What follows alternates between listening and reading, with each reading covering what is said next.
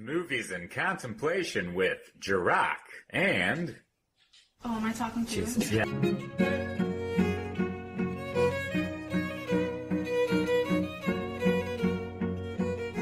Hello, everybody. Welcome back.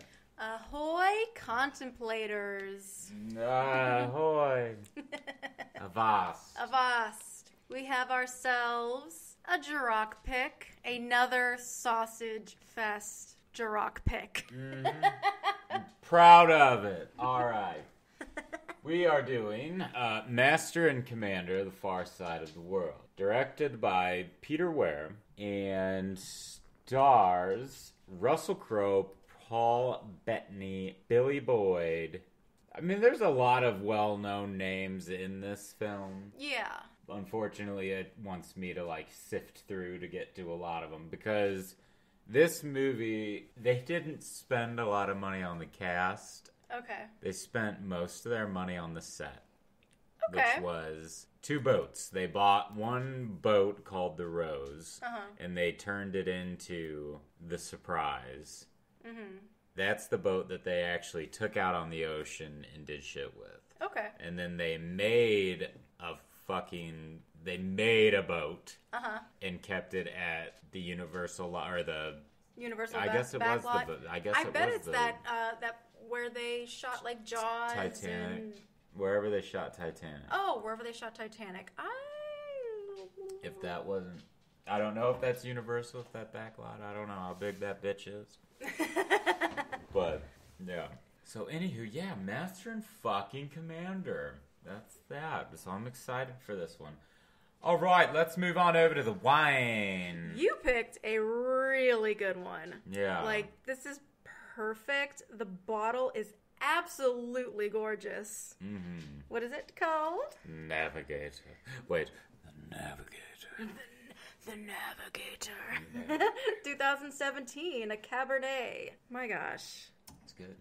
It is really good, and I can't wait to share this bottle with you guys because it is gorgeous. It needs a video, a 360. I wish we had one of those little glass menageries, or one of at a diner when they show all the desserts and it twirls around all the desserts. Just have the wine bottle. Yeah, just have this beautiful wine bottle.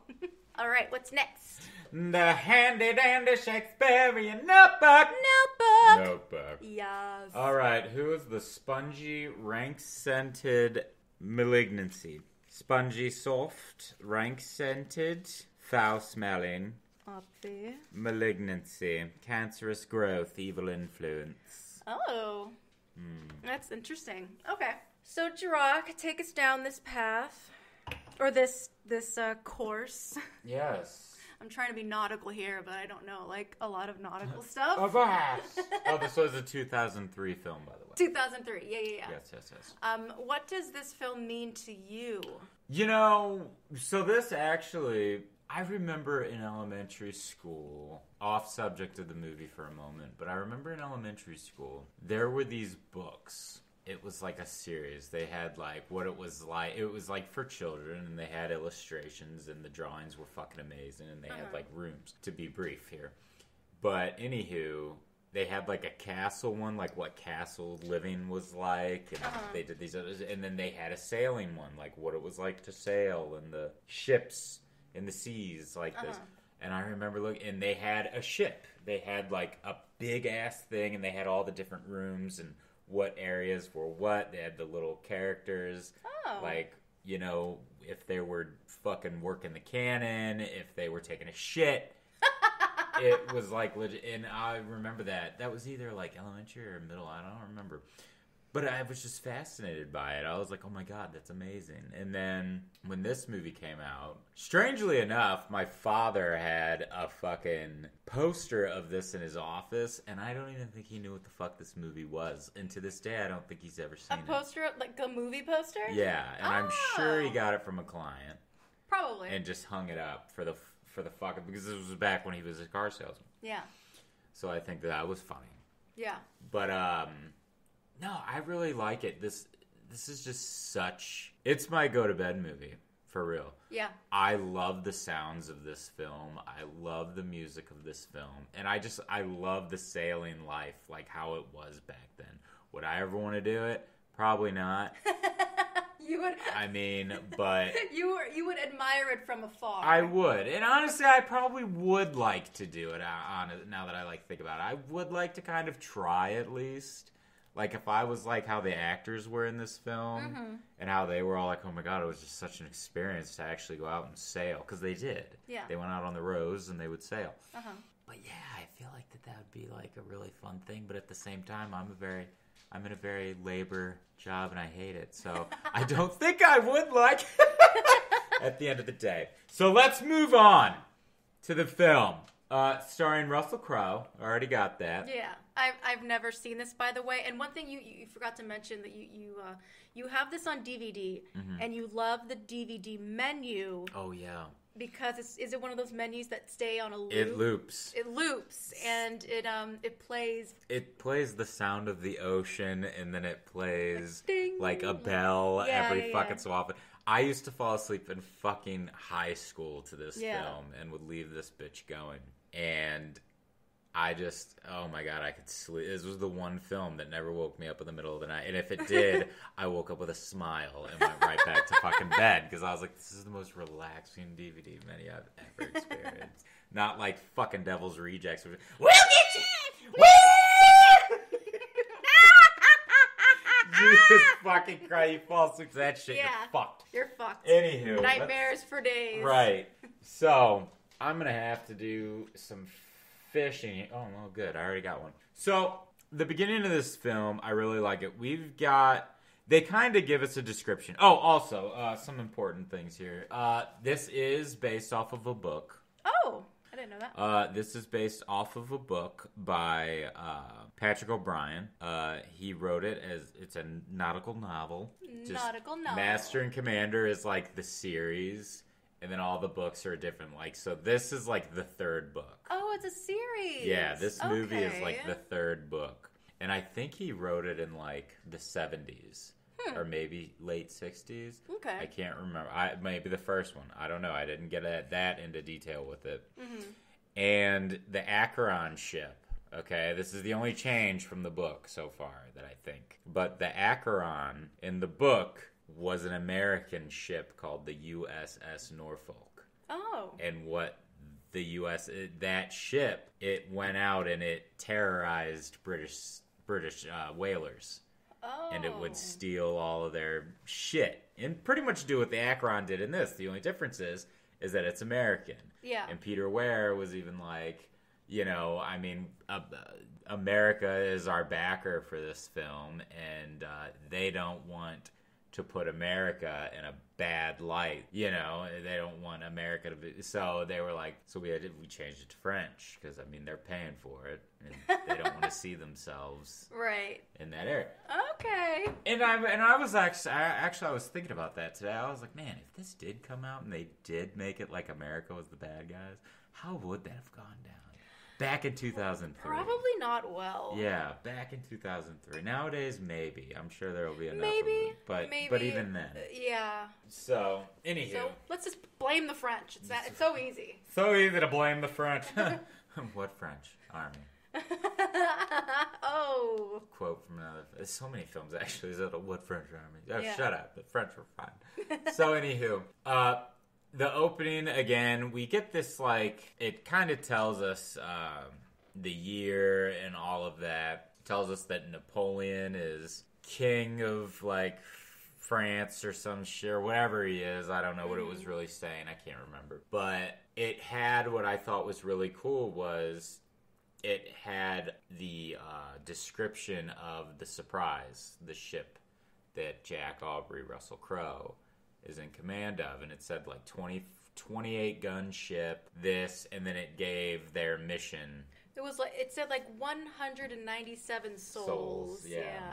Mm-hmm. And then it gave the mission and saying all this shit, pursue the Acheron. Yeah. And capture it, burn it, sink it, or take her as a prize. So that was his goal. So I love the first shot. It is literally the sound of the ocean again. and the camera shots are taking us throughout the ship. We're going to all of these different places. We see how they store wildlife, animals to go. You see all of the like bags of what I assume was like flour or something. Okay, so it doesn't get wet. I guess, yeah. They hang everything. And then the sailors sleeping and the one guy walking through. The shift change, I love that. When the shift change, yeah. Yeah, they ring the bell after the hourglass goes, and then it's the next shift. And then you see all the guys coming down, all the guys going up. Hey, Fred. But, hey, Sam. Yeah, so one of the guys hears what he thinks is a bell. And the officer's on deck, which for this one is Midshipman Hollum, Lee Ingleby. And then there was another one, Mr. Calamy. That's Max Bennett's Midshipman Calamy. So they're looking around, and Hollum, he sees what looks like a ship, like a mirage version of a ship in the fog, because they're in heavy fucking fog. And then it goes away. So he's all like, I swear I saw something. Calamy's all like, well, what do you want to do? Should we beat to quarters? What do you think? And he's all like, no, I can't be certain. Like, he's like nervous as shit. And then Calamy is just like, we should beat to quarters! And then everybody, I love it. Everybody fucking gets up. You see what it's like for everybody to prepare for if an enemy ship is coming. Yeah. They're fucking taking the walls down. They're opening this bitch up. The doctor, they throw all of his shit off the table, puts down that bloody fucking cloth, and then all the tools are all over it. Yeah. Jack Aubrey, he's got his swords and shit, maps all over the fucking floor, and he's stepping on him, and then he puts his belt on, goes out, and then everybody's just like, good morning, sir, sighting in heavy fog. You know. He gets out there, he goes, he looks, he's all like, where away? And then, right off the starboard bow, sir. So they're looking, and then he's all like, well, was it a man of war? And he says, I can't be certain, sir. I saw a shape. And then he just, like, looks at him, and he's just like, well, you did the right thing, Mr. Hollamy. He's like, gentlemen, go back to your stations. The deck is yours, Tom. And then he turns around. He's about to just walk away. And then you hear, like, these cannon fires as he walks. You hear, like, a poof. And then he turns, he looks again, and then he sees the fucking flashes. All hands down! You know, and then all the splinters. Yeah. And that's how most of the sailors were actually injured, were by the splintering of the cannonballs hitting the actual fucking deck of the ship. I never knew that. Because they never necessarily, I mean, you hit one of those, it's not like they're necessarily going to blow up. Yeah. If they hit a person, they're just going to knock the fucker off. So Hollum, this is a question. He thought he saw something, but he didn't want to say anything about it because he wasn't sure. But the kid, was like, we should call it anyway. 12-year-old Calamy. Yeah. He's like, oh, we should do it anyway. But like, well, Calamy didn't even say we should do it. Calamy just fucking did it. Oh, okay. Because Hollum wasn't making the choice. Oh, so Calamy was like, if you're just going to fuck about, then I'm going to do it for you. Okay, thank you. So that's why he did it. And Hollum didn't want to be wrong because he didn't. Hollum is a very interesting character to the point that in the book, he's in his 40s, and he's a midshipman. Oh. In this, they made him 30. So it's like... Didn't look 30. No, but I mean, what are you, 27, 28? Yeah. I'm 30 next Friday, sir. 30. 30. 30. Could have fooled me. Right. Yeah, that's him, man. He's just immature. He's very self-conscious. He has no confidence. Yeah. You know, he just... Maybe a little socially awkward. Socially awkward, indeed. He wants to be liked by everybody is essentially what it is. And that's not a good thing when you're in some type of position of power. Yeah. You can't... And that's what Aubrey tells us later. I mean, we're kind of jumping ahead, but that's fine. But Aubrey, he talks about that with Hollum. And he's all like, you know, you don't make friends with the jackboots, lad, or whatever the fuck they are. Mm-hmm. You need to be firm. discipline, nor do you need to be a tyrant.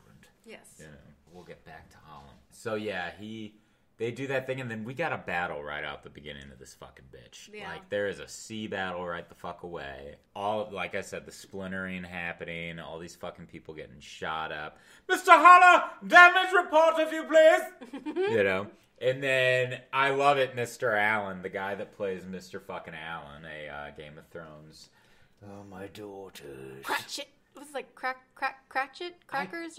I can't remember. I can't remember the his character fucking names. name either. Oh my god. He was that sick dad. Robert Puh. Puh. Yeah, it was the wildling dad who fucked his daughters. All his daughters. Yeah, and he has like 35 of them.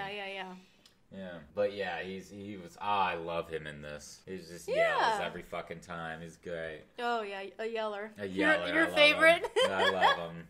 And his laugh, and when they had their dinner. Oh god.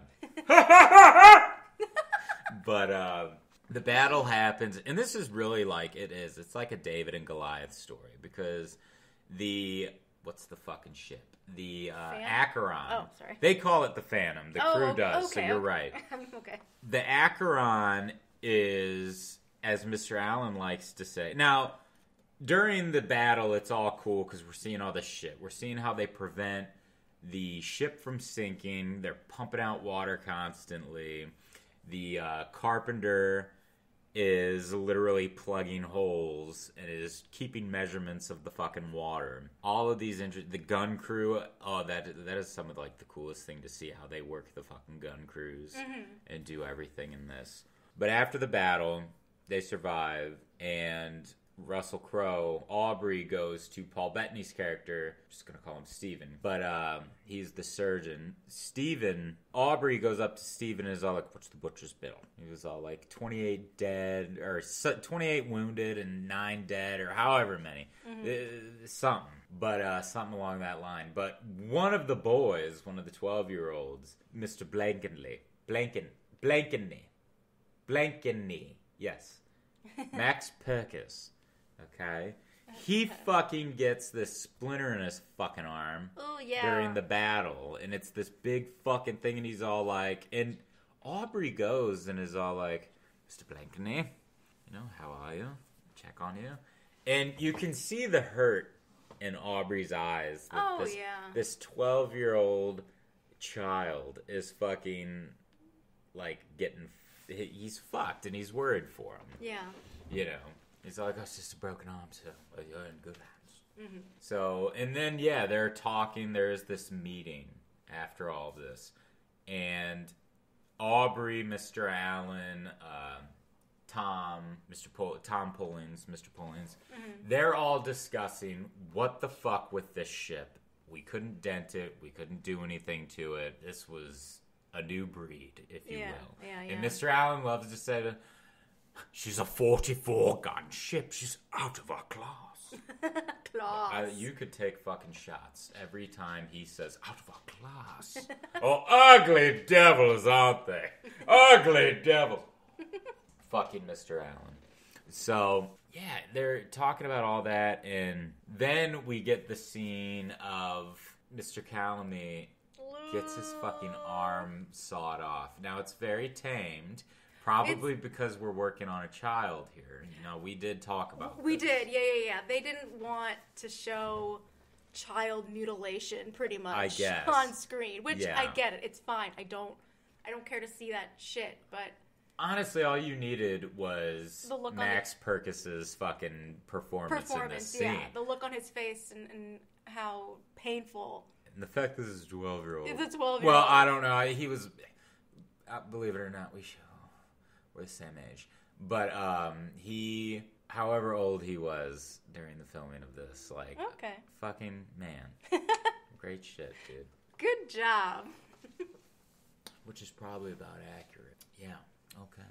I don't want to give away too much of my age. You don't have to. I'm still a mystery to you. Ooh, a mystery. A mystery to you. So then... Just any time, this I'm just going to kind of go to scenes. Because this film really is, like, We're on a boat, motherfucker. On a boat. On a boat. I had a feeling that would happen at some point in this episode. One of us would say that stupid line.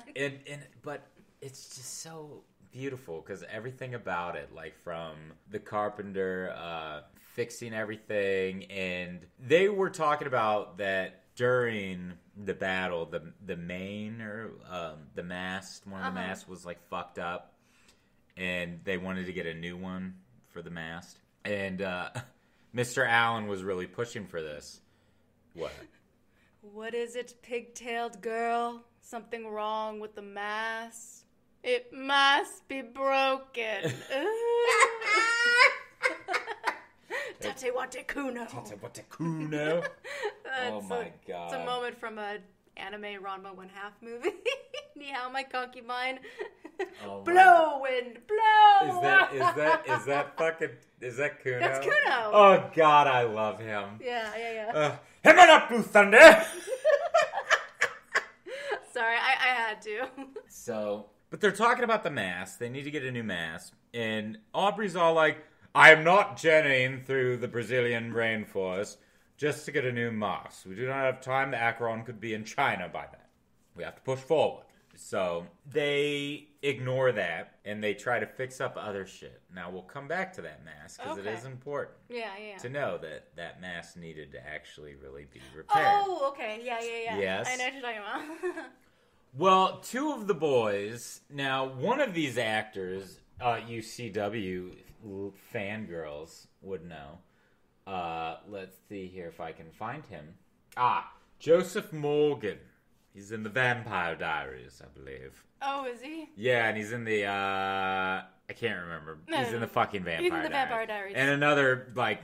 And another show that's a continuation of the Vampire Diaries that I started watching, and I actually kind of like it, and it's really weird, but it's fine. Okay. It's a CW show. It's great. But him, Worley, call him Worley, and Joseph Nagel, they go in to see the captain. Because they want to tell him, Nagel is the carpenter's mate, and he made a model of the Phantom. Yes. The Acheron. And Will saw it being built in America. It's an American-built ship in the film. Yeah. It's an American-built ship that somehow ended up in the French's hands. I personally think they made it American-built as like an homage to the fact that in the book okay, it was an American ship that was sailed by Americans who essentially were acting as privateers and were fucking robbing whalers, English whalers. So I think that was kind of a nod to that. To the book. Yeah. The book. I was watching, there's this channel that does movie reviews based off of the accuracy of history in films. Okay. It's actually really neat. It's called History Buffs. I like it a lot. But, he was all like, I don't know why they did that. And I'm kind of like, well, you know what? The stories can be whatever it is. Because there was such a thing as ships being taken captured, just like how it is. The Acheron was captured at the end of this film. Mm-hmm. They took her as a prize. So who's to say that the French didn't take this brand new modified ship somehow and they stole it? But I mean, that's for the film. I mean, at the end of the day, it's a fucking film. But you see that the bottom of it has like this blade, look, and it pierces through the water. So it's the new modern age, and that's what Aubrey says. He goes, "What a modern world we live in." And there was actually a ship. I can't remember what it was. I don't know the name. But it was just like this ship. It was a man of war, essentially. And I think to this day, it's somewhere at like a military Navy dock or something. But they called it Old Ironsides because it was made with like two different strands of oak, if you will, and it was just hard as a fucking rock, and nothing could really penetrate it. And it was built just like the Acheron, yeah. So that, I think, is what the Acheron was based off of. So it's just really neat seeing that. Now, I want to go to some of my favorite fucking parts, which is the fucking dinners. When they're having dinner and they're drinking, the officers. The officers. When the officers and everyone are having dinner. And that's another great thing, is that the difference, how the officers have their supper compared to the crew. The crew is having slop in the belly of the bitch, crowded, very COVID-19 problematic, crowded as fuck, and sweating hot, just, oh my God, I can't imagine. Yeah. I was like, I'm wondering, like, what makes someone, because there's a big age range with these, what are they, like, not captains, but they're, what are they called? Midshipmen? The kids? The kids, yeah. Like, what got them to become that? Like, is that something that's earned, or did you have to be at a certain class? Is this a class thing, is what I'm asking? It's a class thing, I'll say it. I'm pretty damn sure it's a class thing. Okay. Because they really do treat the regular sailors like the sailors. It's just like what Aubrey says, you don't fraternize with the crew. You are an officer. You are in training to be an officer. Right. Which is what they are. Okay. They are in training. A midshipman is like the fucking... Like they're in school. Yeah, they're the squire, if you will, So, and they are actually in school, because you see him, he does have a moment where he is teaching. He's actually teaching. He has a couple teaches. Yeah, where he classes a few. He teaches. He teaches. But, I mean, it is. It's one of those. Obviously, I'm fighting fucking sleep, but I'm doing great, so You're doing there. great, Bless babe. you. My God, you're fine. I'm sorry, I'm trying to get all my energy back. So... The dinner. Yes, thank you. The dinner. So the dinner, these are some of my favorite fucking moments, because you just see them all relax in what it must be like to be fucking in power and high society on a ship. Yeah.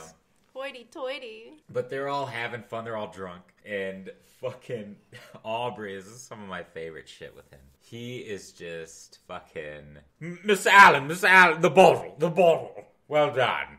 And he just takes it, gentlemen, to wives and sweethearts. May they never meet. I love that fucking line so much. Oh, I love it. Because they were, and we did see what trading was like for them with, like, in Brazil, if you will, some of them tried what it was like for them trading. So that was also that was just like a little pinch of salt for showing us that shit. But you saw the women and all the sailors, everybody, even Aubrey. We don't see them land. We just see them exchanging on the water. Yeah. So I'm sure they fucking landed, and Jack dipped his wick in that little candle over there. Oh, I'm pretty sure he did. Probably. But which is ironic, because he was writing to his wife before in that scene. He was writing to his wife. Yeah, when they're having dinner, I just love it. It's that shit. And then Mr. Calamine asks about Lord Nelson, because, well, Blakeney, after he woke up to go back, Aubrey did go back to visit Blakeney after he had his surgery. That's right. And, oh my God, he's just like, I just let this boy lose a fucking arm, and he's only 12. He's not even a fucking man yet. And, oh my God, just the face. God love Russell Crowe. I love him as an actor. As a person, I don't know. I mean, I only see chaos and destruction. But as an actor, fucking artist. He really is. I'll say it. I like him a lot. Okay. In a lot of films. Well, you don't have to come at me. Okay. Was I coming at you? Okay. I'm sorry. I'm trying to project. Okay. All right. My God. For once. Welcome to the... I must be really tired. You beat me in the wine. Welcome to the stage. Lady defensive over here. Yeah, man. Damn. That's a problem. Gotta get up. So, yeah. Fucking great emotion in that scene. Back to the dinner. So they're doing that, and Calamy asks about Lord Nelson. And Nelson, is he, like, he was the former captain of the ship? He was like an admiral. No. That's what I thought. She was like the original captain of the ship. We don't necessarily know. I'm sorry. No, that's all I was saying. I don't know if he might actually. Yeah.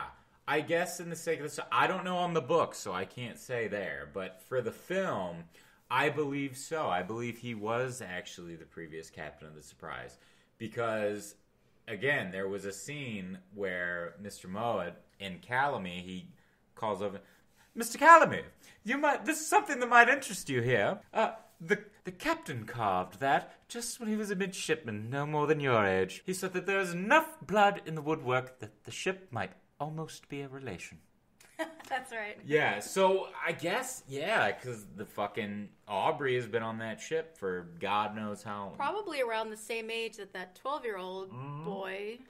Yeah. So, yeah. You know. And him and Mr. Pullings, I know in the movie, were together for a long time. Oh my God, I gotta do a shout out for the fucking... David Threlfall plays Killick. And Killick is the assistant to Aubrey, essentially.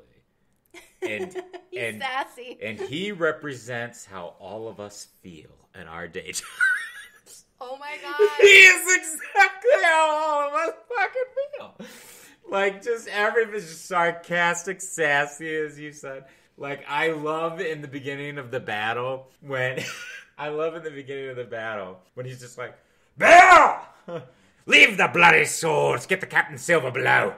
And for God's sakes, don't drop anything. And a fucking cannonball blows through the wall and they both go flying. And drop all the shit. But again, when they were conversing and the doctor asked, what's the weather gauge?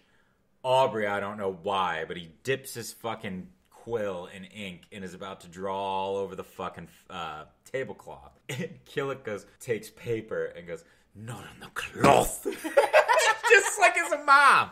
And Aubrey even looks up at him like, yes, mother. And he just goes, huh? It means the wind is in his favor. Why not just say the wind is in his fucking favor?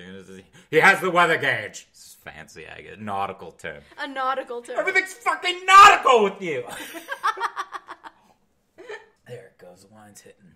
So, But I love Killick. He's so fucking funny, and I love him. Yeah, he's someone that I tried to notice after watching it more than once. Yeah. Yeah, because there's a lot going on in this film. There's a lot of things that I miss, especially when going into it with a mindset of, oh my God, I'm going to fucking hate this film. Mm-hmm. So it's like, I got to get that first watch out of the way, and then... It took time with me. Right. I'll just say that right off the bat. Well, of course it would. I knew it would. Yeah. Like, I knew this wasn't going to be a cakewalk of a film for you. Yeah, but I do like...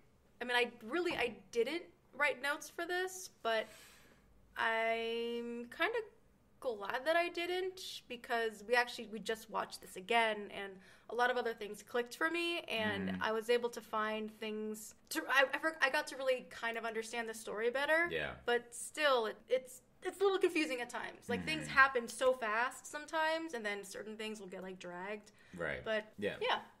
It's a journey. Just like a ship. It's a ship! But they're talking about Lord Nelson. They're talking about Lord Nelson. And Aubrey is saying, I remember like it was yesterday, the first time he spoke to me. He leaned over the table. He looked me in the eye. He said, Aubrey, may I trouble you for the salt? And everybody just, and I love Mr. Allen's like hitting fucking Calamy. Laughing. He's like fucking hitting him. And Calamy's just like, okay, Dick. Okay. Like, I asked what he was like. And then he was just like, I always try to say it exactly as he did. But the second time, he said, it was a cold night. Someone offered him a boat cloak. And he said, no, I don't need it. For my king and country, keep me warm. And I love Steven's face because he's just like so full of shit. And I love Paul Bettany as Steven. He is so fucking good. And I love the character of Steven. I love him because he was my favorite. Oh, he's great. I mean, we're talking a fucking naturalist, a man of the fucking Enlightenment, most likely. Also, he's a doctor, right? So he's a very good one. A surgeon. One who pretty much figured out how to get rid of pressure in the brain of a fucking concussion. I love that as well. We did skip that, but God, there's so many. Yeah, there's a lot of stuff. When he does the operation on Joe Place, the old guy who had the concussion, and yes, that's right. He fucking drilled the hole in his skull and everything. Oh, the brains, doctor. No, that's just dry blood. Those are his brains. He's got the spoon. He's like scooping the gunk out. And then the guy files down that fucking coin. Yeah. Can I have the coin, please? Mm-hmm. Sure. And then he takes it, he looks at it, blows it and shit. And it's like, oh my God, he invented the fucking... He invented the fucking metal plate in the head. Yeah. Like, look at him. Mm-hmm. Badass. Badass right fucking there. Fucking badass. And it just gets better with the doctor. So, where were we? You were talking about the doctor, Stephen, and then you just moved to... That's right. Yeah. So when he's talking about the Lord Nelson, Stephen's just kind of like, oh, well then he would be excused from the figure of authority corrupts. And Aubrey is like, do you see those weevils, doctor? And you see the weevils crawling around on the bread and they're on the plate. They're like worms. Yeah, they're weevils. I'm sorry. I don't know what a weevil okay, is. I'm sorry. A worm. It's a worm. It's a fucking worm. But it had like legs. Do they have legs? I think so. Yeah, they're like a fucking dollar store version of a caterpillar. Okay. You know, but they are crawling around, and he's like, "Do you see those two weevils, doctor? If you had to choose one, I wouldn't choose either. They are both a species of Cacunia.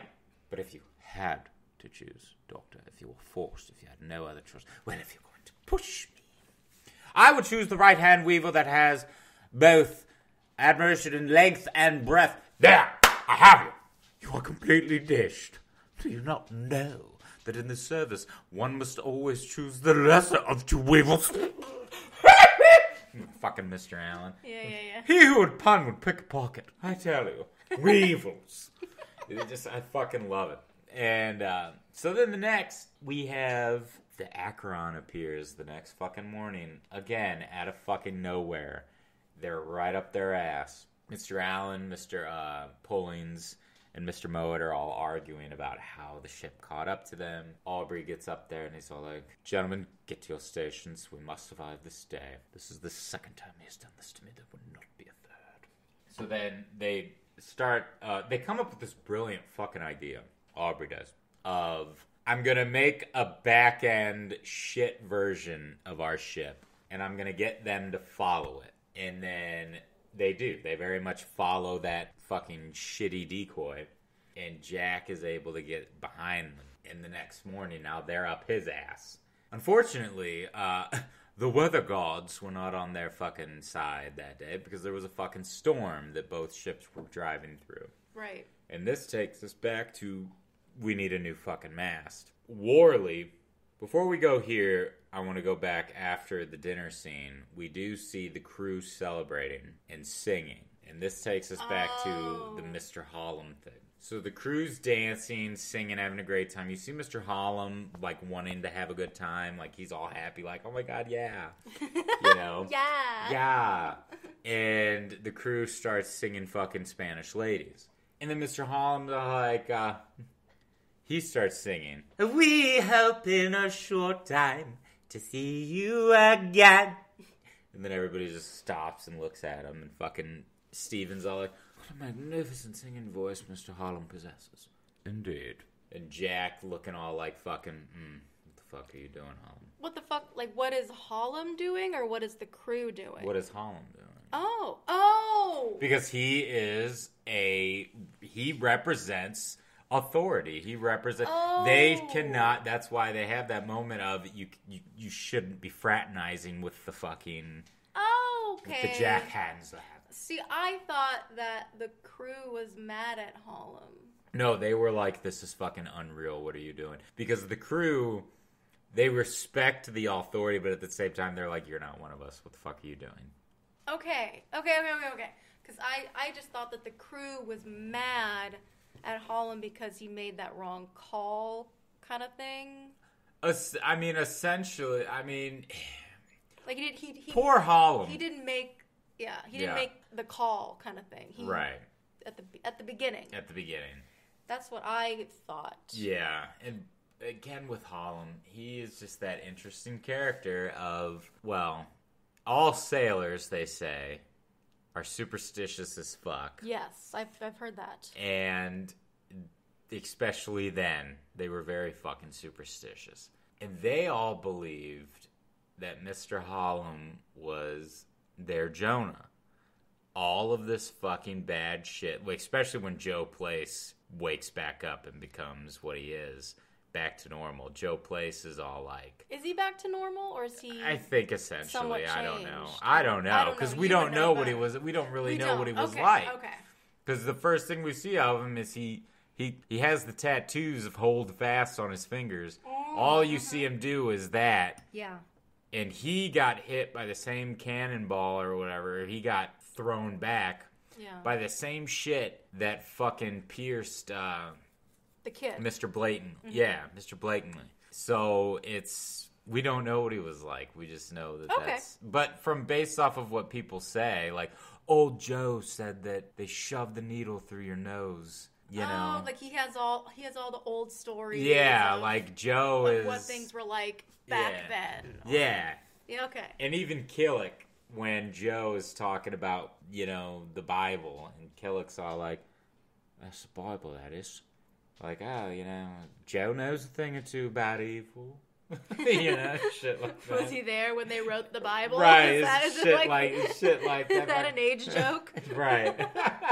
Or or shade? Oh, God, yeah, I love it. Joe knows a thing or two about evil from personal experience, eh, Joe? But, so Harlem is their fucking Jonah. Okay. Because all of the bad shit is happening. And we were there, but we'll just go back to it. Will is on top of the mast. And during the singing, when they all stop because Harlem starts singing, William Worley, he gets everybody back going again. Yes. He's not necessarily, like, against Harlem, but he's just like, everybody, let's have a fucking fun time here. Mm-hmm. So when they're in that storm, Harlem was tasked to go up and help Will to get the sail back in place. Right. And Harlem got halfway, freaked out, and then had to pull off. And he like froze? Yeah, he froze. And the other guys didn't get up there in time. So the wind was blowing that fucking sail and knocked over the mast. Will's in the water with the mast, and Joe, his friend Joe, is sitting there fucking trying to scream like, "Swim, Will!" And even Aubrey's like, "Mr. Allen, get us a barrel. Anything that floats, we're going to throw it over for him." And then Mr. Pullings is like, "It's acting as a sea anchor. You got to cut it loose." So Mr. Allen comes up with the fucking hatchets. Yeah. And he gives one to Joe. He's straight up like, "Cut this. Kill your friend." And Joe does it. They do it. They fucking cut the lines. And Will was swimming. He almost was at the fucking thing. Yeah, he was swimming pretty well. And fucking gets cut loose, and that's when you see Joe under, when he's in the hold, he's drinking. Everybody's bringing him more grog, like their ration of grog, so he can get drunk, and he's going through Will's shit. And you see Harlem, like, looking all like, fucking, what did I do? Like, I should have done more, shit like that. Like, feeling bad, for himself. Yeah. And, that's when, during the storm, again, Killick is actually the one who brings up the Jonah thing. Because there's that scene where the shit's going on, and Killick is, like, shaving candles. And he's like, "Is that it again? What's that?" "Jonah." "Who's that, then?" Mm-hmm. And that's when fucking Aubrey and Steven are having like one of their one-on-ones, which they do a lot. They do. And I love that. I don't know if we brought up the music, but their violin in the fucking playing. I love that shit. Oh yeah, the violin and the... Is he playing the cello? The violin and the cello. Cello or the bass? I guess it's the cello. It's the... Yeah, the bass is the big one, right? They're both big to me, but yeah. Well, I guess the cello's the medium. There's the violin, there's the medium. I believe Cello. That's the cello. I think that's the one that I really You wanted. wanted to play the cello? I did, but I ended up switching to woodwinds. Oh. Or choosing woodwinds. Yeah. But, yeah. And fun fact, they did. I know you saw that in the I credits. saw it in the credits today. They did learn. They learned how to play that shit? Yeah. That's Now, cool. I mean, they weren't extravagant. Right. But, and I mean, both of them will tell you. Because even Russell was like, God, trying to learn the violin. And Paul Bettany was like, I can play the guitar, but I don't know what I'm doing with this. He was like, I don't read sheet music, so I don't know. I'll just say, Russell Crowe is a better violinist than he is a singer. Oh, yeah, absolutely. I think we could all agree. I think we'd all agree there. But, Why? Okay, I'm sorry. I don't mean to, I knew this was going to get brought up at some point, but What? I really wish I kept thinking in the back of my mind, I need to Google this. Why was Russell Crowe chosen to be Javert in the Les Mis Because movie? Why? Because he had a background in musical theater, apparently. What the fuck ever? That doesn't... In Australia, he was a big deal, man. He was in fucking Rocky Horror Picture Show, okay? Okay? That's a big fucking deal down under. Okay, but we're talking about Javert. I know. I'm just as bad as you because that's my fucking character. I baby. know. That's your dream role. I know. And your guy. Your boy. Yeah. I'd have to fucking shave and get those mustaches again. Fucked that movie up. There's this... Oh, my guy, my boy. Yeah, he did. Yeah, your boy. yeah, your boy. Fucked the movie up. There's there's a video on YouTube where you can listen to all of the main characters kind of singing One Day More. Uh-huh. And it's the camera circles and everyone is doing so well. And then you go to Russell Crowe. And the guy, the composer, and even Russell Crowe, it's like a child that is just learning how to either read music or sing or keep time. Mm-hmm. The composer, whoever did the music, is in Russell Crowe's face, like he had the little, right. Like he's conducting, and he had him like, boom, one more day to revolution, they will nip it in the, like, and even Russell Crowe was like, trying to stomp the beat, and he could not fucking get it.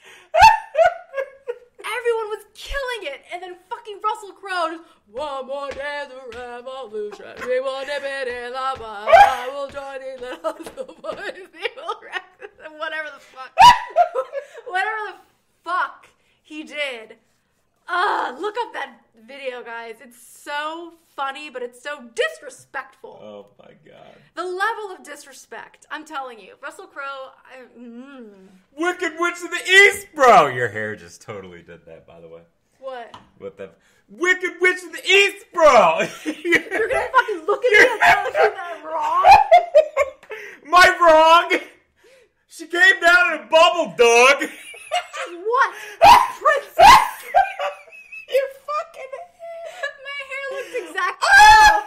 I just got whiplash doing that. Ow, ow, ow. Oh my God! Fucking did that wake you up? Oh, I hope it did. I think it did. That and this wine is a lot stronger than I'm giving it credit for. Oh, I got this peacock hair going. I'm I sorry. love I it. didn't mean to derail this. Fuck. But Hey, man. It was a this great... This is a heavy film, and a little humor goes a long way. Goes a long way. Goes a long way. Just like the wine, eh? Oh my God, you like to slam things. I'm gonna talk like Keelik for the rest of the day. No. I'll bring the fucking coffee.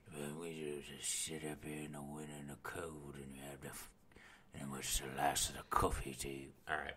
I will give $20 to anyone that got every word of that.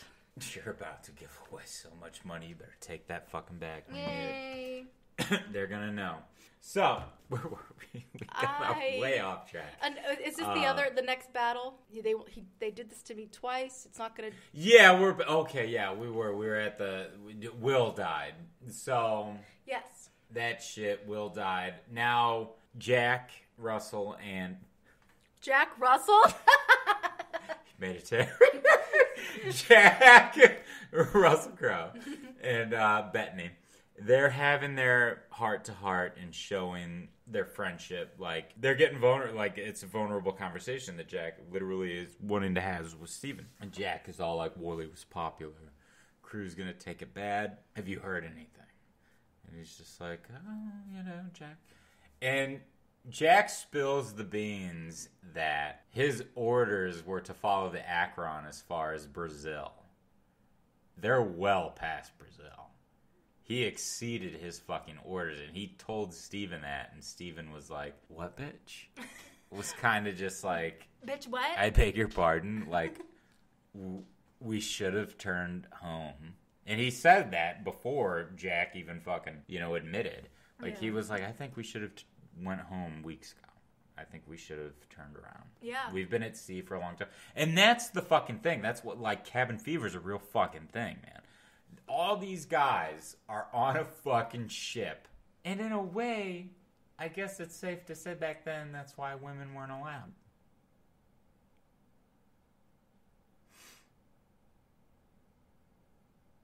On the ship. I got that part. Okay. But why? Well, we're months, even years at sea, and there's one woman, two women, cabin fever, like... There'd be a lot... They'd be like bunnies.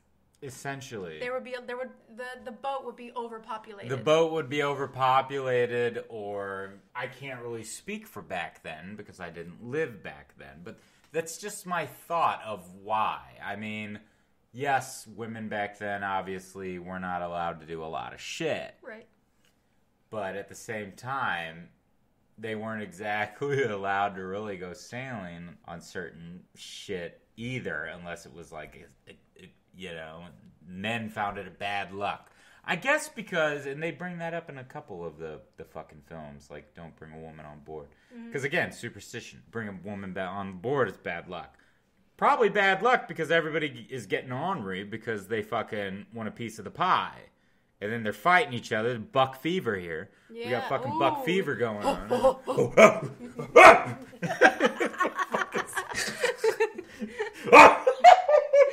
South Park. Oh my god! When Bebe gets boobs. Yeah, oh my god, that's essentially... Yeah. Oh, Stan discovered boobs. Okay, I know how to handle this, honey. Oh, I love it. But yeah, essentially that's the thing, I guess. What was I talking about? Well, they have been sailing a lot longer than that's right. Ordered. Right. They've been sailing a lot longer than they were supposed to. Has Jack become obsessed? Yeah. It's a fucking personal vendetta. Yeah. And he even says, because both of the captains are fucking chasing each other. Yeah. And Jack even says, what did I do to this man? Did I wrong him in another life? Kill his boy, God forbid. And Steven's just like, he fights like you, Jack. And it's like, you're both fucking the same person. And in a way, they really are. What if they are like a parallel kind of like universe? Oh my god. Right. Well, they do. Those captains do have a lot in common. They're both fucking geniuses. Yeah. In a way. And so that now let's go ahead and we'll just bring up we'll talk about Harlem next before we run out of time. So now we're really digging into the Harlem thing and the Jonah and everything, and Joe is really believing this thing because Keelik, we already talked about Keelik bringing it up. Yeah. But Keelik brought it up, and Joe is taking this shit to heart. Like, Joe is like, oh my god, this makes a lot of sense.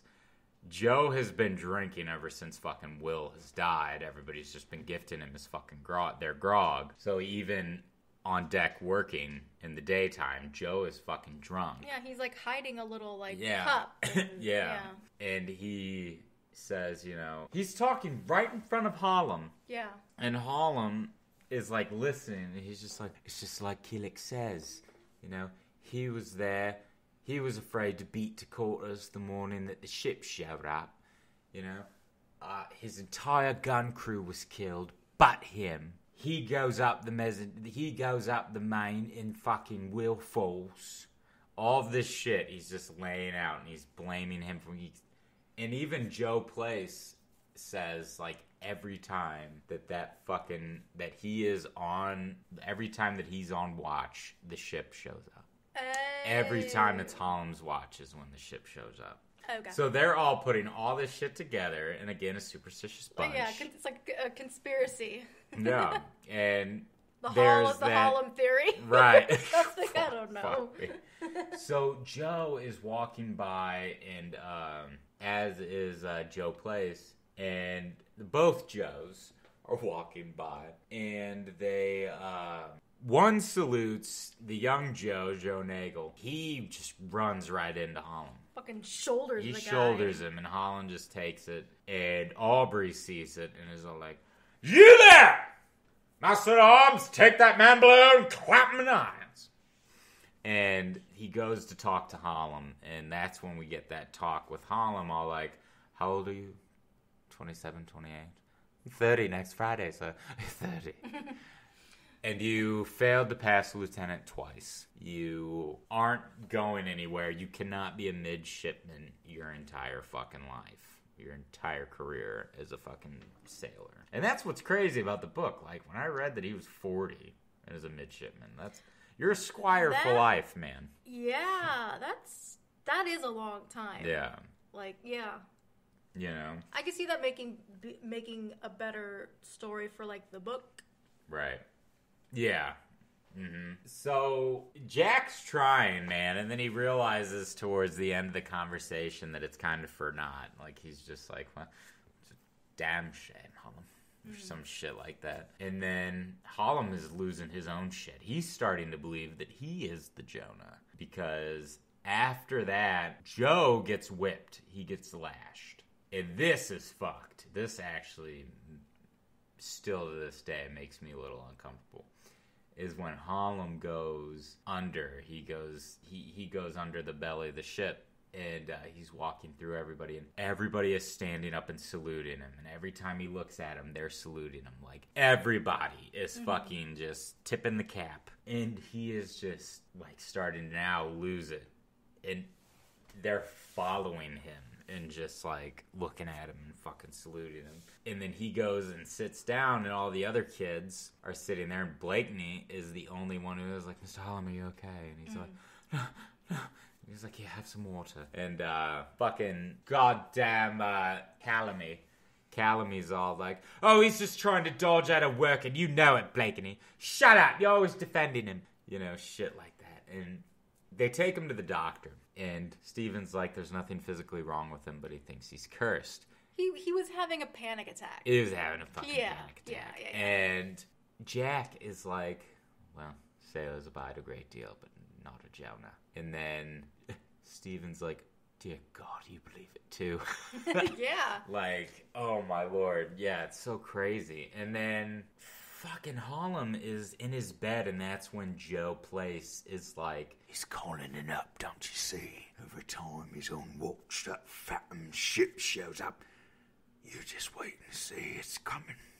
Wait and see. You know, and then Harlem is crying. He's hearing this, and he starts crying. And then he goes to Blakeney, and Blakeney is all like, "Oh, Mr. Harlem, you gave me quite a start."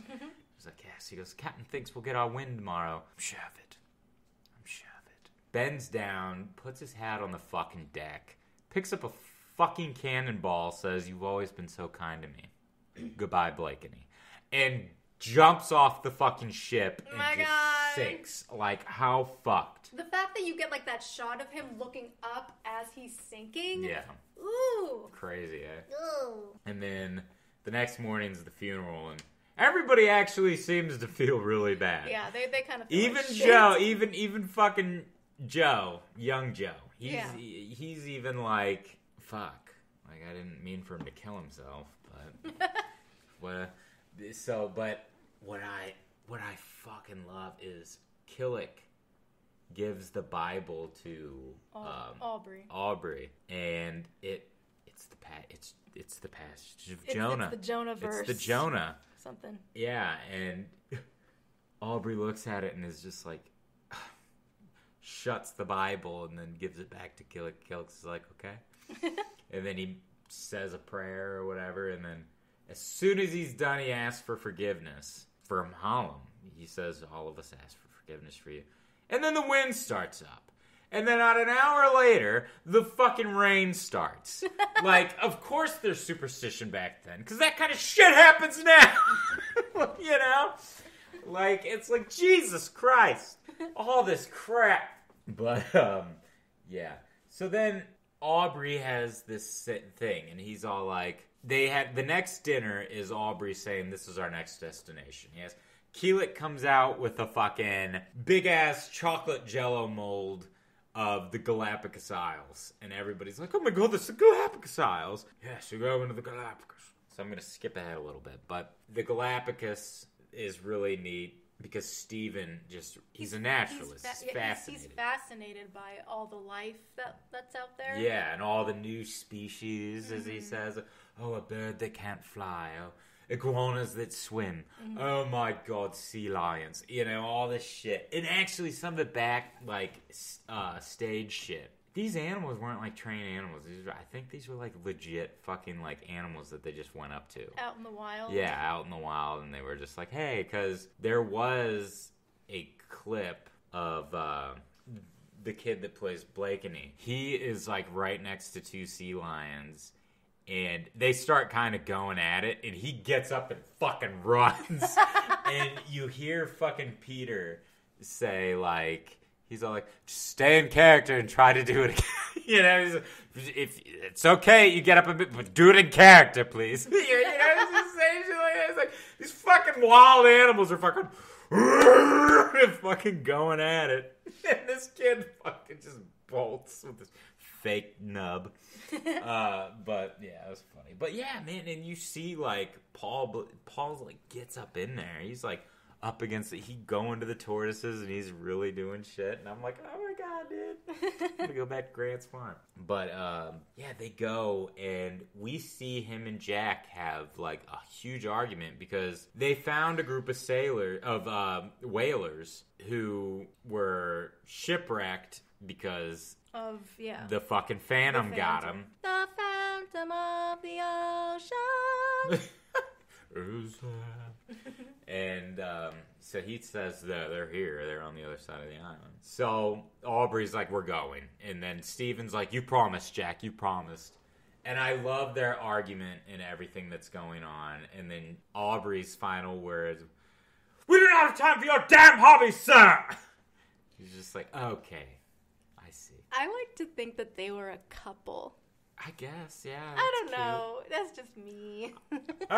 Yeah, I mean, that's fine. Like the couple that have been together for a really long time. Yeah. Like an old couple that have been on a cruise for far too long. Yeah. I don't know. That's just me. That's you, yeah. Yeah. I mean, it's Alfred. There's nothing wrong with friendship between two guys. I don't know. Well, yeah, and I mean, and that's that thing, that's that brothership. Like, yeah. I look at it like me and Cream. Like, that's how me and Cream would have been. Yes. Like, their playing instruments back then was our fucking games. Mm. You know? Yeah. That was our, like, fucking Xbox or Nintendo or this or that. Like, that's how they had fun.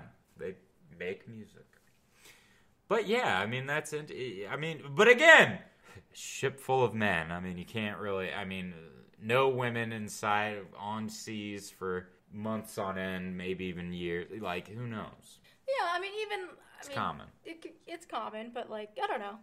Like, there's this love between the two of them, so much so that they constantly bicker. Yeah.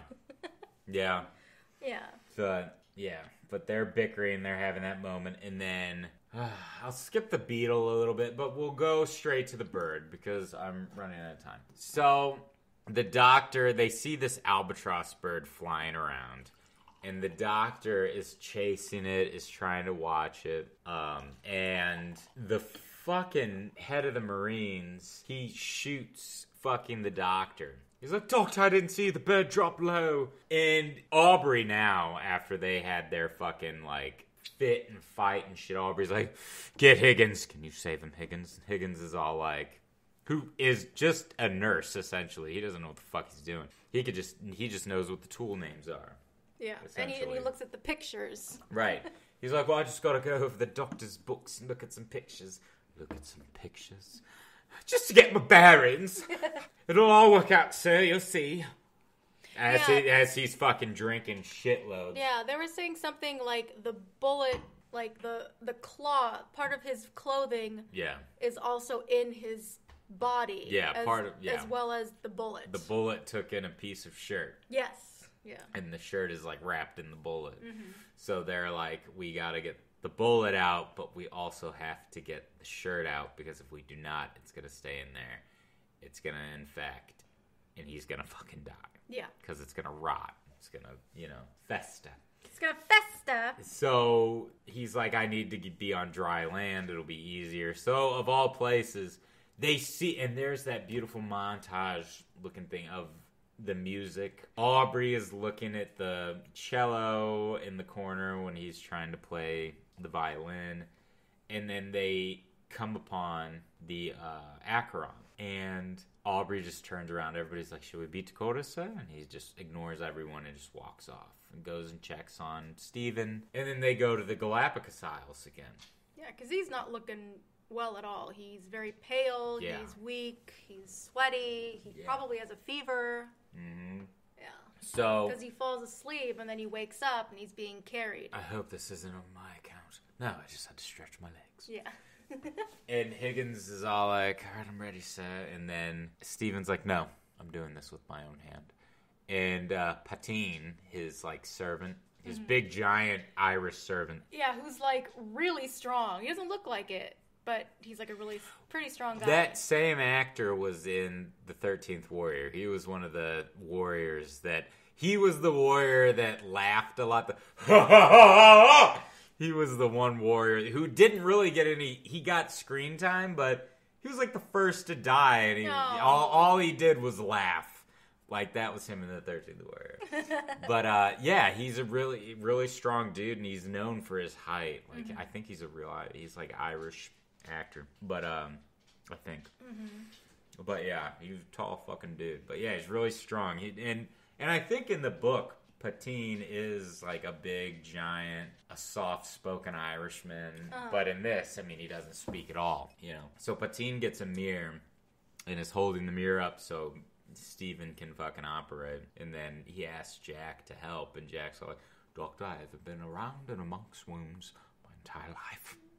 Yeah, he's all is he really squeamish, or is he really he's really worried about his friend and doesn't want to see his friend suffer, kind of thing? Because during the surgery, because he asked Jack, I need put pressure here, and I need you to swab the blood so he can see better. That is actually a really good question, because arguably we could say the same going back to the beginning of the film when he's with Blakeney. Yeah. Why was he so uncomfortable around Blakeney? Was it the fact that he did lose the arm?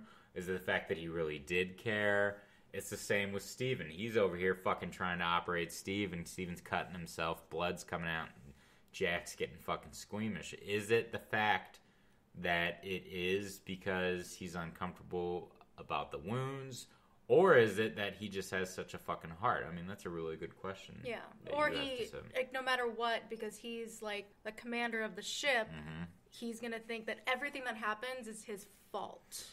And again, they do kind of talk about that. They do, because that's when Steven was saying, I have to remind myself when I lose a patient that it wasn't my fault. Right. It was the bullet that killed him, or the infection that killed him, not me. Yeah. He was trying to tell that to Jack. Because Jack was really he was done up when fucking Worley went over. He hated that he had to do it, and he hated that he had to flog Nagel, because Nagel he commanded Nagel to cut the rope. So yeah, maybe Jack is just a very sensitive. He's more sensitive than, like, Russell Crowe does a great job at being the butch man, but it's like at the end of the day, he really is a sensitive fucking soul. I think Aubrey is. I think you hit the nail on the head. Oh, thanks. Yeah, so you're operating on, but fucking again, what a badass that Steven is. Operating on himself, sitting there saying, "You need to lift the rib up. Lift the rib up.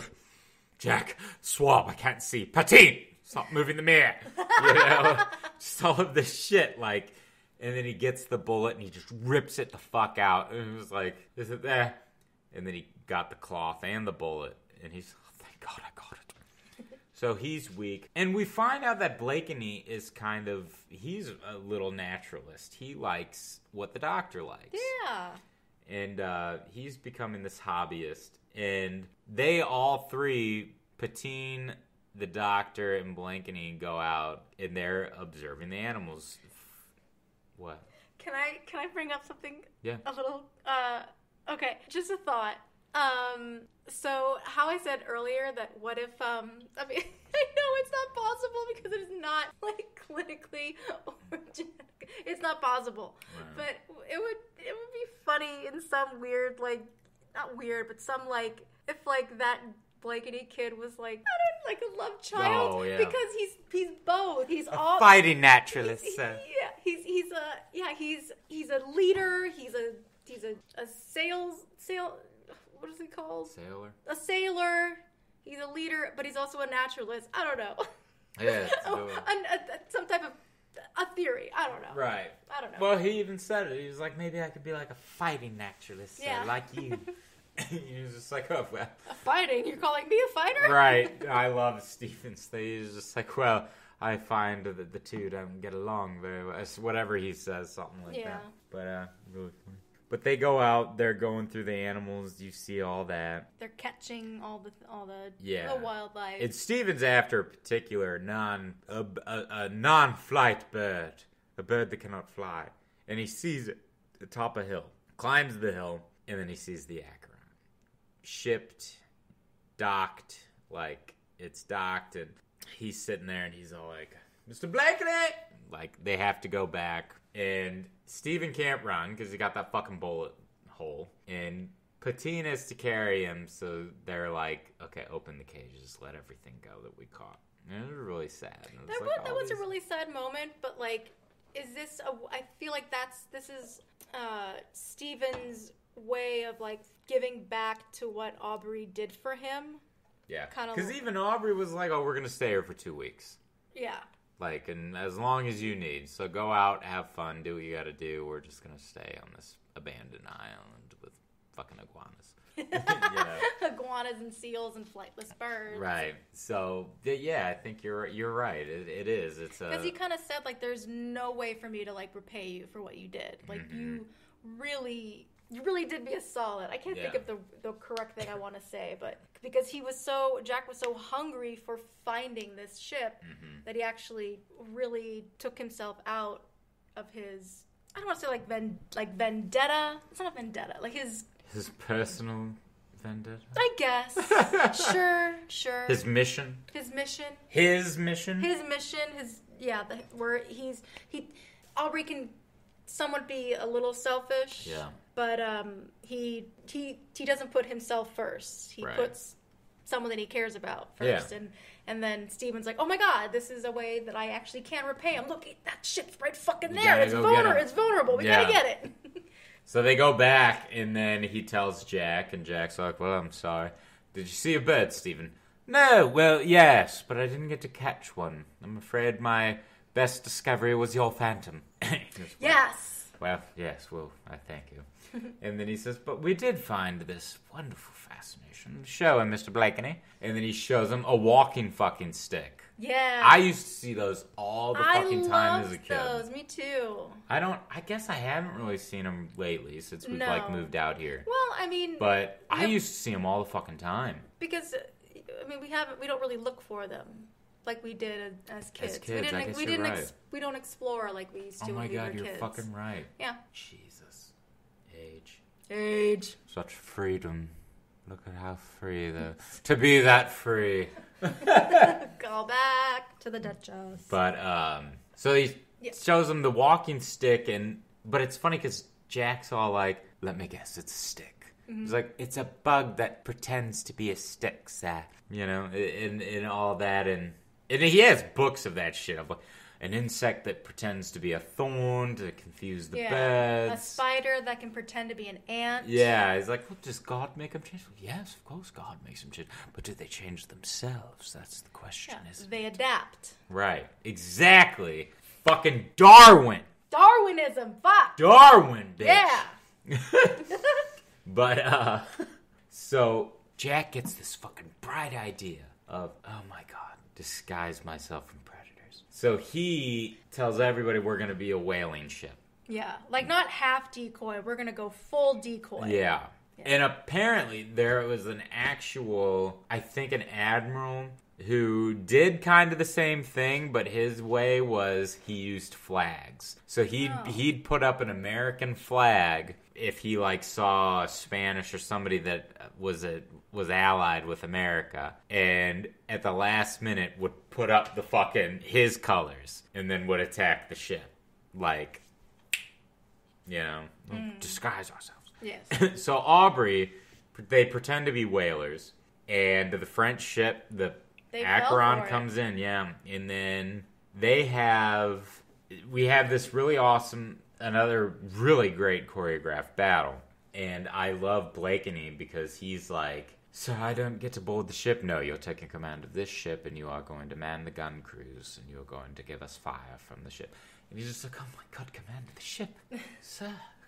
He's and honored. Then, right, and then eventually he fucking boards the ship with the doctor and everybody else, and you see the doctor having, like, the doctor is a fighting naturalist. Like, he's taking on these 6 fucking guys, and I think it's Commander Howard, I think, is the head of the Marines. He looks, the guy that shot him, he looks and sees the doctor fighting, and he's just like, oh, he puts this big smile on his face, like, "Oh, doctor."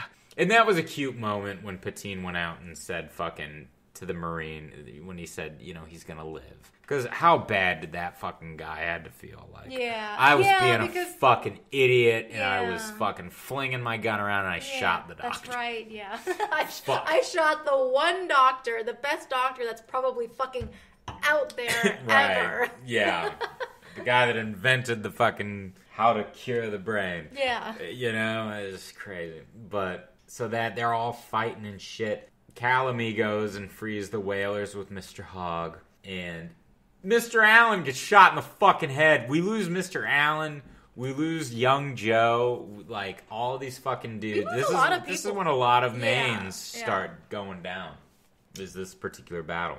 And at the end of the battle, you know, everybody's wounded. Everybody's fucking wounded. And Jack is walking around. He goes to the captain's quarters. And somebody stabs him in the fucking, like, rib.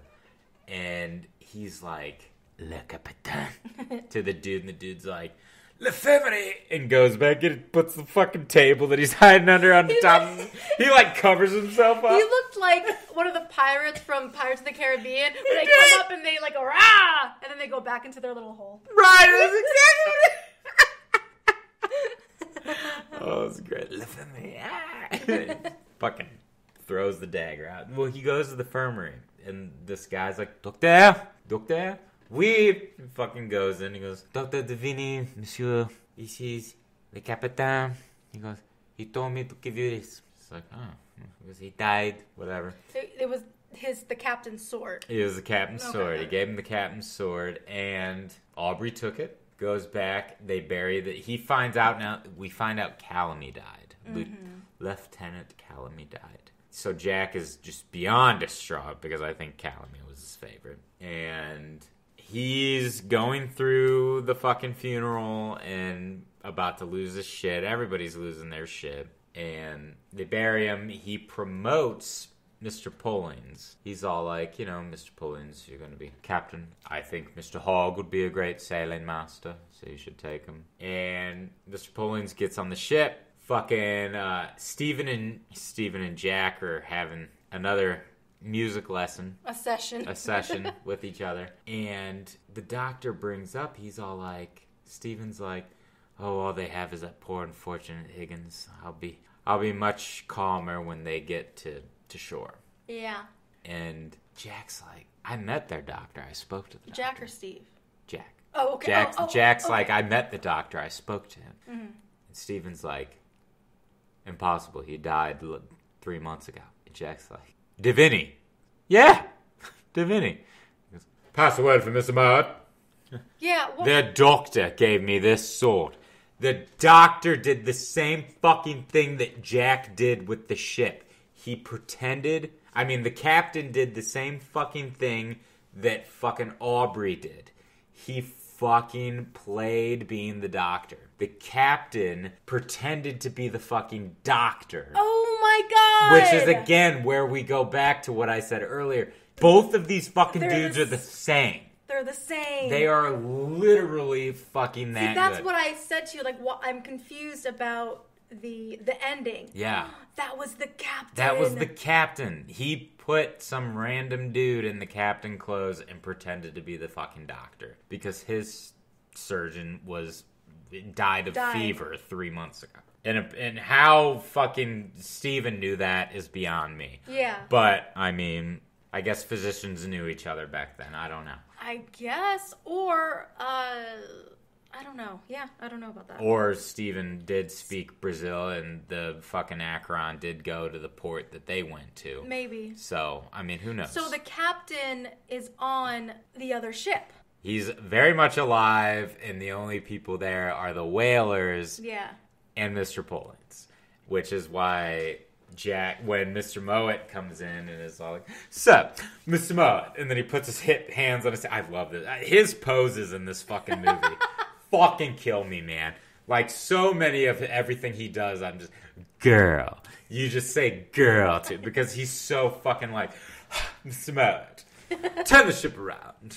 Change of course, Mr. Mowat. And southeast by east. Beach quarters, aye, sir. And they were on their way to the fucking Galapagos again. Yeah, because Aubrey's like, he said to someone, like, I think the doctor deserves to see his flightless bird or something. Yeah, get his bird. Yeah. But yeah, Jack, so you were confused by the doctor. Yeah, because that was the captain. Oh my god, I didn't know that. that was the captain. Did they really change course? Huh? Did they really, instead of going back to the island, they went... Oh yeah, they were following the fading out scene was of them facing the ship. Okay. I just want to make so sure. they were a little ways away. Okay, because there's like I got that they were turning around and like Steven, the doctor, he's just like, there's this like look of like, Aubrey, you're never gonna change. Right. I'm fucked. Here I thought we were gonna relax and have a lovely little vacation, but you and your duties. Yeah. Let's just play on. Right. We're all gonna die. I don't know. Yeah. But then, and then they have their little duet, and it's really, really cute. Yeah. But when they were playing, when the actors were learning and playing the instruments, like I said earlier, they were playing along with like a soundtrack and had to like pretty much mimic and play at the same time. Yeah. Which both of them learned, and from what the person who was teaching them was like, they were actually really good. Oh, good. And when I was hearing like Russell Crowe play, it wasn't extravagant, but at the same time, it wasn't horrible. Because my nephew played the violin, and I will tell you right now, I tried to fuck about with it. I give props to anybody that can play that fucking thing, because I sure as shit can't. That's a hard instrument. A good friend of ours, we'll call him McKillick. Or no, Flamingo the Wild. I think I've called him Flamingo. We'll call the Flamingo. He played the fucking violin in elementary school, and like I was like, dude, ow. Oh my god. I don't know. Fuck came me. But so and then when they beat the quarters, we get the same scene that we got in the beginning. Yeah. It's everybody getting ready and all that shit, and that's the fucking movie, man. It's Captain, Master, and Commander. Wow. Far side of the world. Now, Mr. Holler, I do want to bring him like the bosun. Mr. Holler, he fucking made me laugh. like a lot of time. Like Mr. Holler just constantly yelling like, "Pull like you're pulling a Frenchman off your mother!" Yeah.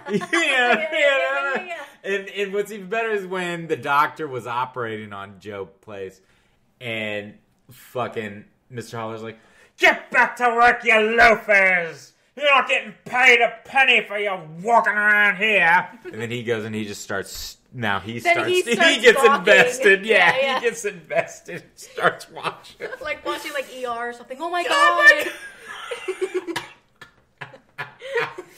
Watching George Clooney like perform surgery, like, oh my god, what's gonna happen? Oh my god, dude, ER. Oh lord. But yeah, that's Master Lord. Commander. So let's move on over to the handy dandy Shakespearean notebook. Who was the spongy, rank-scented malignancy?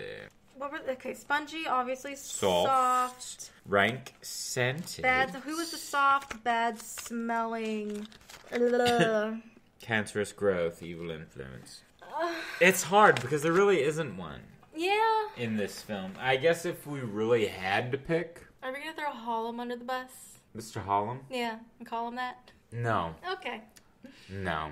If anybody, I'd have to probably say, I'll say Killick. Killick? Maybe. Maybe Killick. Okay. I mean, I don't really, well. I mean, he's just a sassy son of a fucking bitch. He fucking hates his job. He's all of us. Maybe we're all fucking foul, smelly, fucking soft, fucking evil fucks. I don't know. Because he does actually represent all of us, I swear. Yeah. But yeah, that was a tough one for this particular movie because there really isn't an evil person. I don't think in this film. Maybe young Joe, but I wouldn't even say that because he's just a confused young kid that lost a friend. So I don't know. Yeah, that's a hard one. This is a tough one. Yeah, I don't know. What do you guys think? Yeah. So to the question. Okay. I already know it, but will you watch this film without me? Okay, I mean, you already know the answer is going to be no. Right. But for some reason, I had an idea about this film that was not correct. Okay. I thought this was just going to be kind of like the perfect storm. No. But in that time. I thought it was just going to be a ship going through some bad weather and blah, blah, blah, blah, blah. No. So I am pleasantly surprised that it was not. I'm glad that there was a story. There's a lot to be discovered. Yeah. So I don't like Russell Crowe. I liked Gladiator, but I do not like him. I honestly don't think he's as great as an actor that people, which is, that's just my opinion. That is just my opinion. I get it. I can see why a lot of people see him as a good actor. He has his moments, but I think it depends on the film for him. Sure. I think. Yeah. Sure. I really do. Like L.A. Confidential. Mm-hmm. I agree, bud. L.A. Confidential, I fucking loved him in. I loved him in Gladiator. I loved him in this. Other than that, I don't really know. I guess American Gangster was pretty good. But it's like, yeah, I think you're right. I think if he has a good cast under him, it works. I don't think he can carry a film on his own. Really? Yeah. He needs a lot of his good films. Mm-hmm. I'm saying, I don't want to say quotes, but he had a great supporting cast under him to really, this is just my opinion, guys, but that's just my opinion, that he has really good people I don't want to say helping him, but... Well, I mean, I can't say... Well, those are pretty much the only films of his that I watch. Right. I hated the Robin Hood movie that he did. Didn't everybody? I know. I obviously, I hated Les Mis. It's just really like, I don't know. Yeah, not even a good cast could save him in Les Mis. Right. I think, well, fuck, I mean, he wasn't the lead, but he did. He was the fucking, he was the sea anchor. Cut him loose. Chavez acting like a sea anchor. Oh, Lord. Oh, my God. But yeah. Oh, Lord. That's fine. But again, I do like him. I'll stand by it. That's I fine. do think That's fine. You Please, I'm not trying to No. get anyone to not like the guy. This is just my Oh my opinion. god, I have had opinions on your films. No, I know. That's fine. Yeah. Man. That's the But- point of this podcast. We disagree. Exactly. So, Yeah. you're not going to watch it, but you were pleasantly surprised. Yes. Okay. Yes. All right. Yep. So, that's fantastic. What do you have in store for us next? I think this next episode for my pick, I really want to go for something light, something fun, Good. a little bit silly. I want to do America's Sweethearts. It's with John Cusack, Catherine Zeta-Jones, Julia Roberts. Billy Crystal in that? Billy Crystal is in it. We watched this at your mom's. Yes, we have watched this one time. It was like 8 years ago. It was like 8 or 9 years ago. Yeah. This is a long time ago, so it'll be like brand new for you. But Yeah. this movie is really silly. It's funny. It pokes fun at Hollywood and like power couples and the press before, Alright. like kind of like a little like the beginning of like the internet, social media kind of thing. Yeah. So yeah, we'll do that. It's gonna be Good. fun. All right, then. Contemplators, you heard it here next week, American Sweethearts. Thank you so much for joining us on this wonderful podcasting day.